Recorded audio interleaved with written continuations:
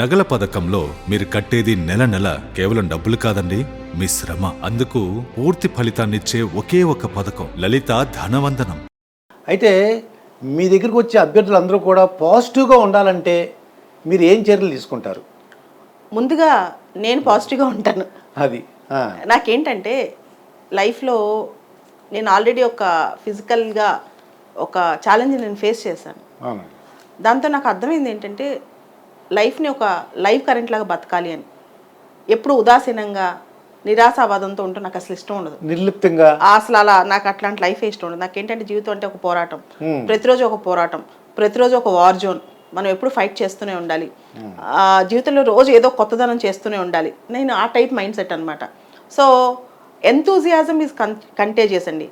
అంటే ఇప్పుడు నేను ఈ రూమ్లో ఎంతూజియాస్టిక్గా ఉన్నాను అనుకోండి, అందరికి కూడా అది ఆటోమేటిక్గా పాజిటివిటీ సాగుతూ ఉంటుంది అనమాట. దాన్ని నేను చాలా ఎక్కువ నమ్ముతాను. So I will be enthusiastic. ఇప్పుడు నేను క్లాస్కి వెళ్ళినా, స్పీచ్ ఇచ్చినా ఆ వైబ్స్ అనేవి అందరికి వెళ్తాయని నేను నమ్ముతాను. అది తర్వాత మేడం, ఒక ప్రతి మనిషి తన యొక్క స్ట్రెంగ్త్ని, బలాన్ని, బలహీనతల్ని, ఆపర్చునిటీస్, అవకాశాలని, అలాగే తనకున్న అవరోధాలని విశ్లేషించుకోవడానికి అవకాశం ఉంటుందంటారా? విశ్లేషించుకుంటున్నారా?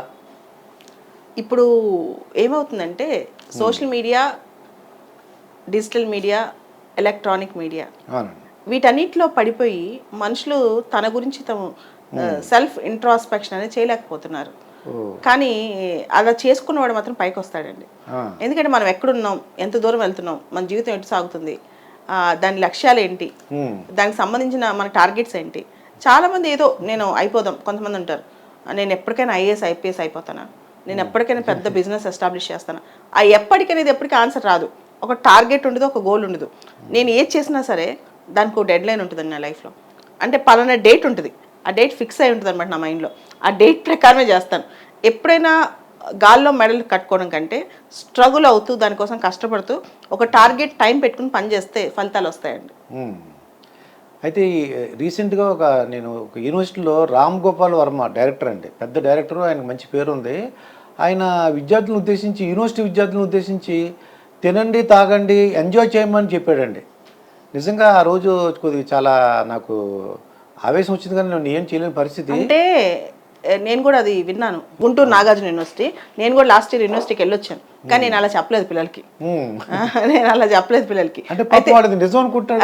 అసలు యాక్చువల్గా నేను నమ్ముతానండి, రామ్ గోపాల్ వర్మ గారు చెప్పిన స్టేట్మెంట్స్ విద్యార్థి లోకానికి కానీ మనుషులు కానీ దేనికి పనికిరావు. ఆయన కేవలం తను ఏదో చెప్పాలి, తన ఎక్కువ మంది అట్రాక్ట్ చేయాలని చెప్తుంటారేమో కానీ నిజంగా ఆయన కూడా అన్ని పాటిస్తారని నేను అనుకోను. ఏ మనిషి అంత తెగింపు ఉండదు, ఎంత పెద్ద మనిషికైనా అంత తెగింపు ఉండదు. ఇంకోటి, ఎక్కువ అలా చెప్పేవాళ్ళు చేయరు, ఎదుటి వాళ్ళకి చెప్తుంటారు. So I don't believe in that. ఆయన విన్నా నేను కూడా నాగార్జున యూనివర్సిటీ ఎపిసోడ్ మొత్తం. కానీ ఆయన చెప్పుండాల్సింది కాదు యువతకి. ఎందుకంటే రోల్ మోడల్స్ ప్రపంచంలో సోషల్ ఇన్ఫ్లుయెన్సెస్, అది విద్యారంగం అయినా, ఎంటర్టైన్మెంట్ అయినా, పాలిటిక్స్ అయినా, స్పోర్ట్స్ అయినా, వీళ్ళందరూ కొంత ఇన్ఫ్లుయెన్షియల్ రోల్లో ఉన్నవాళ్ళు. వాళ్ళని మంచి దిశానిర్దేశం చేయాలి. మీరు తినండి, తాగండి, ఎంజాయ్ చేయండి, లైఫ్ ఒకటేసారి వస్తుంది, అమ్మాయిలు ఉంది మనం చూడటానికి, అట్లాంటి మాటలు అనేది కరెక్ట్ కాదు కదా. And what message he's giving to the society అనేది ఆయనకే తెలియాలి. అని నేను ఇలానే ఉంటానంటే నువ్వు ఇలానే ఉండు, అందరికి నేర్పించాల్సిన, బయట పబ్లిక్గా చెప్పాల్సిన అవసరం లేదు.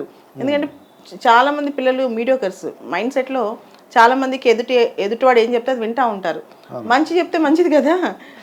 సో చెడు చెప్పడం అనేది, అంటే అలా అయితే ఖచ్చితంగా సమాజం పాడైపోద్ది. సమాజం, కొంత సంస్కృతి, కొంత కల్చరు, ముఖ్యంగా భారతీయ సొసైటీకి, మన ఇండియన్ సొసైటీ కొంత రిస్ట్రైంట్ ఉంది. ఇప్పటి వరకు కూడా ఒక నియమ నిబంధనలు సొసైటీలో ఉన్నాయి. అవి దాటేసి మనం ప్రోత్సహిస్తే అది విచ్చలవిడితనానికి వెళ్తుంది. ఇప్పుడు ఎవరి ఫిలాసఫీ అయినా, అది ఐన్ ర్యాండ్ ఫిలాసఫీ అయినా, ఎవరి ఫిలాసఫీ అయినా, విచ్చలవిడితనాన్ని ఎవరు ప్రోత్సహించలేదు. అది మనం దాని ఇంటర్ప్రిటేషన్లో ఉంటుంది అనమాట. ఆ ఫిలాసఫీని, అన్ని ఫిలాసఫీని అందరం చదువుతాం. నేను కూడా పొలిటికల్ సైన్స్ చదివాను, పొలిటికల్ సైన్స్ టీచ్ చేస్తాను, సివిల్ సర్వీసెస్లో పొలిటికల్ సైన్స్ ఆల్ ఇండియా టాపర్ని. కానీ ఆ పొలిటికల్ సైన్స్లో చదివిన థీరీస్ని మనం వక్రీకరించి దాన్ని మన పర్స్పెక్టివ్ ఇంటర్ప్రిట్ చేసి సమాజానికి ఆపాదించాల్సిన అవసరం లేదు, సమాజానికి నేర్పించాల్సిన అవసరం లేదు యువతకి.